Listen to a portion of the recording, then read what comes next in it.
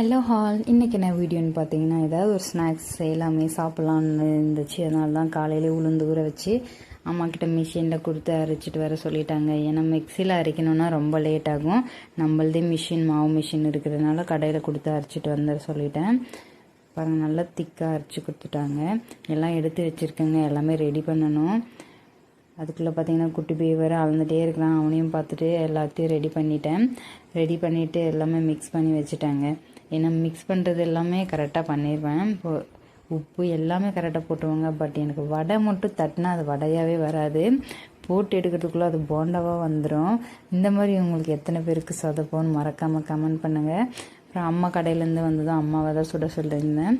அம்மா நல்லா சூப்பராக போடுவாங்க வடை. அந்த ஷேப் மாறாமல் கையிலே தான் தட்டி போடுவாங்க. ஆனால் ஷேப் பார்த்திங்கன்னா சூப்பராக செஞ்சுருவாங்க. அப்புறம் நல்லா சூப்பராக சாஃப்டாக வந்துச்சுங்க வடை. உண்மையிலே ரொம்ப டேஸ்ட்டாக இருந்துச்சு. பாருங்கள் எந்த அளவுக்கு சூப்பராக கரெக்டாக ஷேப் கரெக்டாக வந்துச்சு.